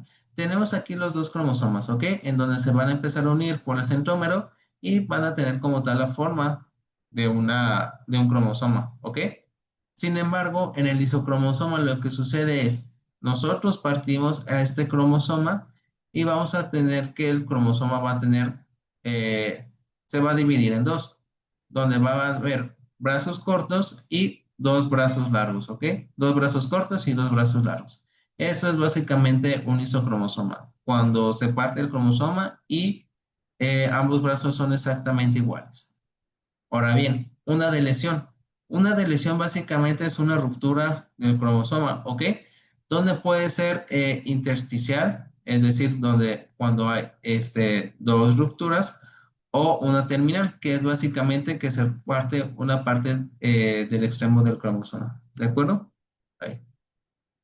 Entonces, por ejemplo, en esta imagen, vemos que en esta imagen, por ejemplo, se corta esta parte de lo que es el cromosoma y nosotros la quitamos y pegamos ya los dos extremos. En este caso, por ejemplo, sería una deleción intersticial, ya que es casi que en el mero centro del cromosoma. Sin embargo, por ejemplo, si nosotros hubiéramos partido es aquí el cromosoma, esta pues mitad se pierde y por lo tanto sería una deleción terminal. ¿Ok? ¿Por qué? Porque sucede en el extremo como tal del cromosoma, ¿de acuerdo? Y la inversión, que la inversión es básicamente que una parte del cromosoma se va a invertir, ¿ok?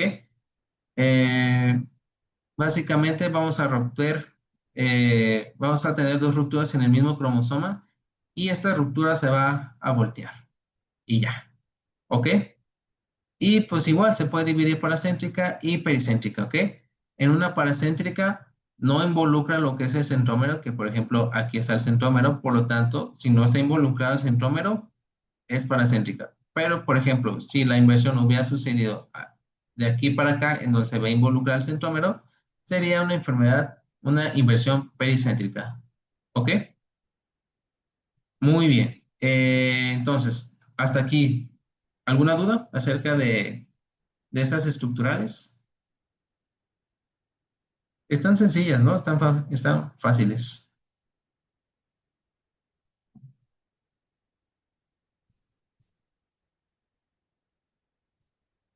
Ok, perfecto. Muy bien. Ahora, Eh, el anillo, como su nombre lo dice, básicamente lo que sucede en el anillo es que tenemos igual, aquí tenemos a nuestro cromosoma y lo que sucede es que se va a romper los extremos del cromosoma. Y al romperse los extremos del cromosoma, este como tal se empieza a estirar y se empieza a unir un extremo cortado con el extremo cortado y pues hace alusión a un círculo o como tal a un anillo, ¿ok? Eso es básicamente un anillo. Ahora, inserciones.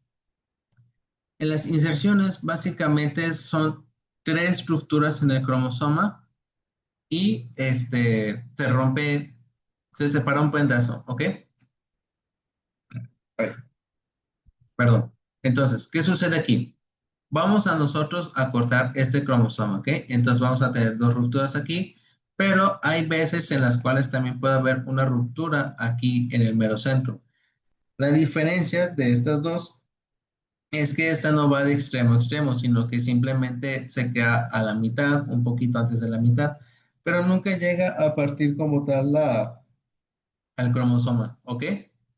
Entonces ya, tenemos dos rupturas y lo que sucede aquí es que nosotros agarramos ese segmento y lo vamos a pegar a otro cromosoma, ¿ok? Eso es una inserción, o sea, básicamente cortamos una parte de un cromosoma y se lo vamos a pegar a otro cromosoma. Por ejemplo, en este caso te ponen que el cromosoma 4 lo vamos a romper y vamos a poner este segmento cortado al cromosoma número 20, ¿ok? Y ya, eso es una inserción. Ahora, finalmente, y ya para acabar, vamos a hablar acerca de las translocaciones, que es casi casi que una inserción, ¿ok?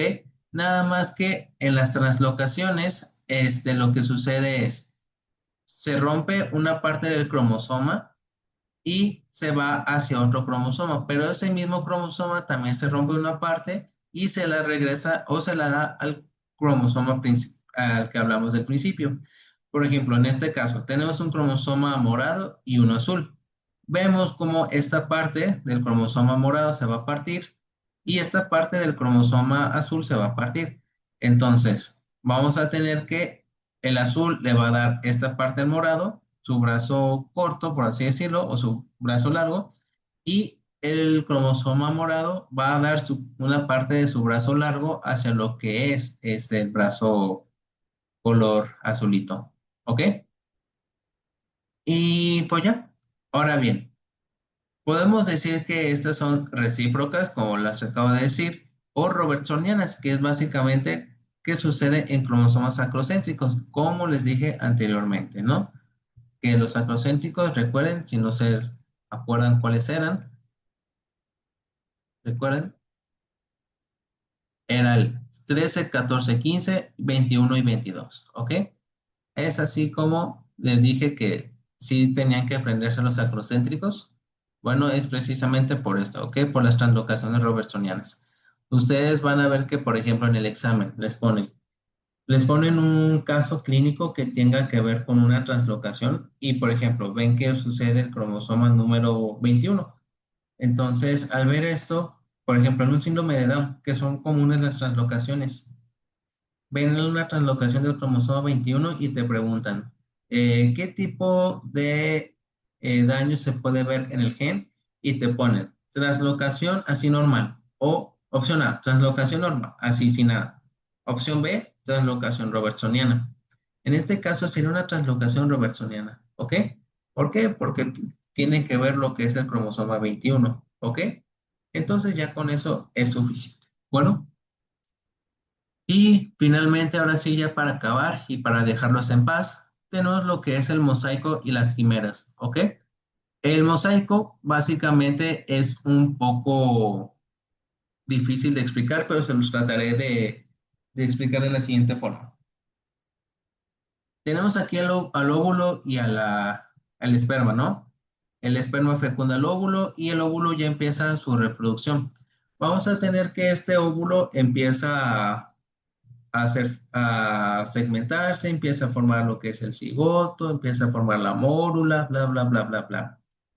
Sin embargo, aquí sucede algo raro, y es que dentro de lo que es el mismo cigoto, dentro de la misma mórula, empieza a surgir otra línea celular. Es decir, empiezas a tener dos genes. En vez de tener solo un gen, empiezas a tener dos genes. Entonces, estos dos genes empiezan a reproducirse, empiezan a convivir una con la otra y es por eso mismo que compartes dos líneas celulares, ¿ok? Entonces, en estos casos, ¿dónde, por ejemplo, puede suceder? Por ejemplo, hay casos en los que se les conocen los famosos eh, gemelos parásitos, que son básicamente gemelos que no se reproducieron como tal, que no pudieron reproducirse y por ello mismo mueren en el proceso, pero antes de morir terminan fusionándose con el gemelo que llega a sobrevivir y es por eso mismo que el gemelo que sobrevive tiene dos líneas celulares, ¿ok? Entonces, o por ejemplo, también de que una persona normal, una persona sana, entre comillas, crece, se desarrolla, hace su vida, bla, bla, bla, hasta que llega un punto en donde se enferma. Va al médico, le hacen un estudio, le hacen una radiografía y, por ejemplo, ven que tiene calcificado una parte de lo que es su gemelo parásito en su cuerpo. Ahí también podríamos hablar de un mosaico, ya que como tal, el gemelo parásito sí llegó a reproducirse, pero este quedó fusionado dentro de lo que es la persona. No como tal no tuvo vida este gemelo, pero sí su gen se quedó fusionado con el gen de la persona que como tal sobrevivió. Y pues ya, eso es lo que hablamos acerca de lo que es un mosaico, ¿ok? Ahora, una quimera. Una quimera básicamente son dos líneas celulares de diferentes individuos, ¿ok? Sí, es increíble, ¿no? Sorprendente.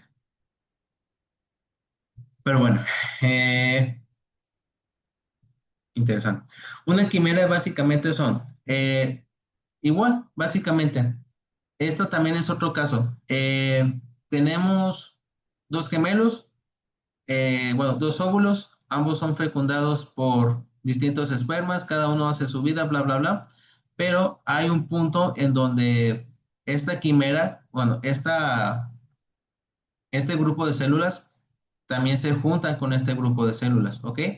Y se unen y se empiezan a reproducir y empiezan a fusionarse y pues como tal forma a la persona, ¿ok? Entonces, ¿cómo podríamos decir una diferencia del mosaico y la quimera? Del mosaico, básicamente, todo el problema surge de una misma célula, ¿ok? Aquí no se ve como tal involucrada una célula externa. Y en la quimera sí se ven involucradas dos líneas celulares distintas, ¿ok? Entonces, eso es lo que básicamente se podría decir que es la diferencia de un mosaico y una quimera. Al final del día, lo que sucede es que en ambas hay dos tipos de células genéticamente distintas. Nada más que en el mosaico es propia de una célula y de la quimera es de otras células, ¿ok? Son dos líneas celulares distintas. Y ya. ¿Hasta aquí alguna duda? ¿Algo que no hayan entendido? ¿Que vuelvo a explicar?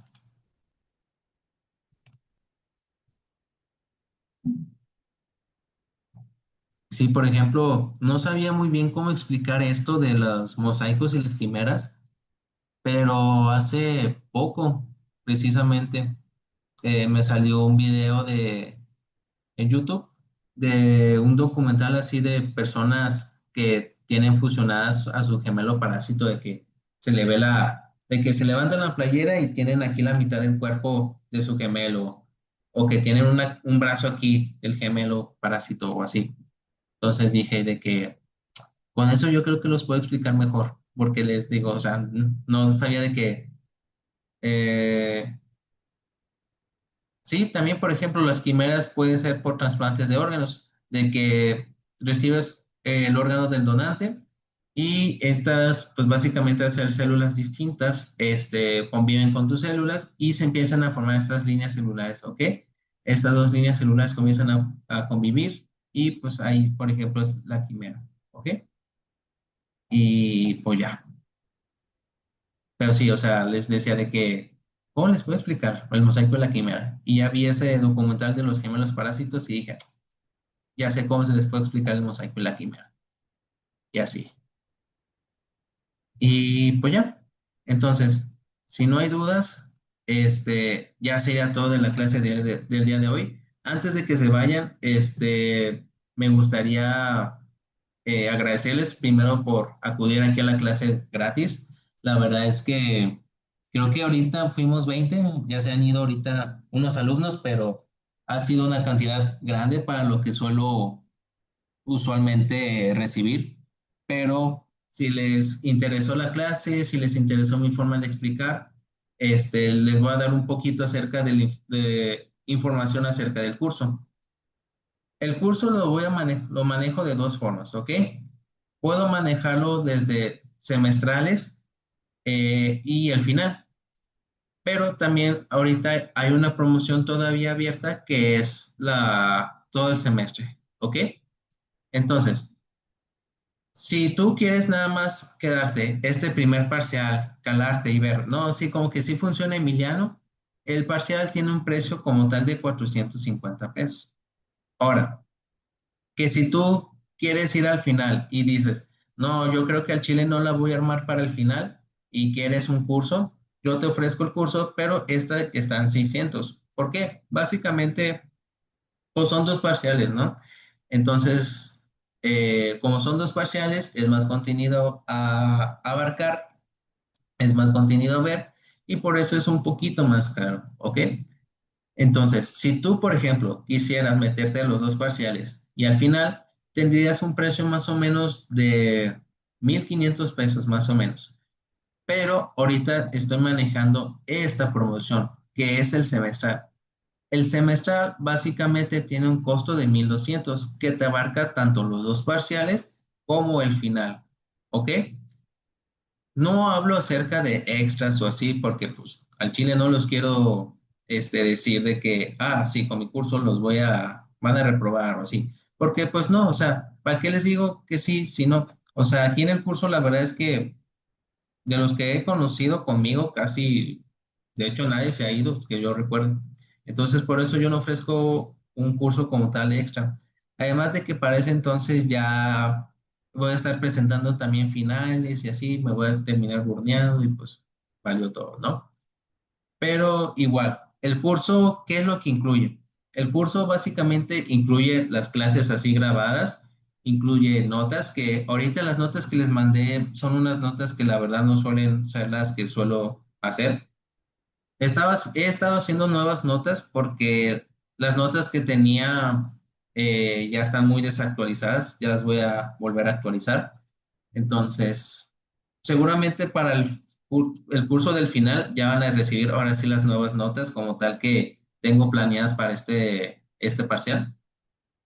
Y pues eso, entonces las clases en vivo, las notas y asimismo también incluye lo que es la plataforma, que la plataforma ahí les voy a empezar a subir examencitos, les voy a empezar a subir pues sí, examencitos para que ustedes vayan viendo de que, este tema siento que me faltó ver esto, este tema siento que me faltó ver esto otro, entonces ya pueden repasar mejor y pueden ver qué fallan, ¿ok? Qué faltan de estudiar, qué pueden mejorar, etcétera.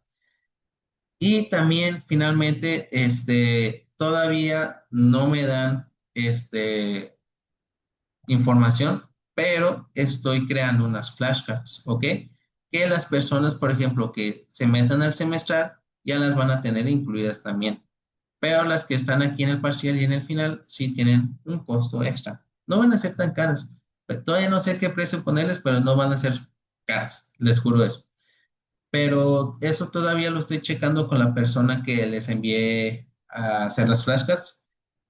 Y pues ya, entonces, eso sería todo. Aquí les dejo mis redes por si me quieren escribir a mí de que si les interesa el curso, me pueden escribir ya sea a este Instagram que les pongo aquí, que es el mío, o lo pueden enviar directamente a Parcerosmed.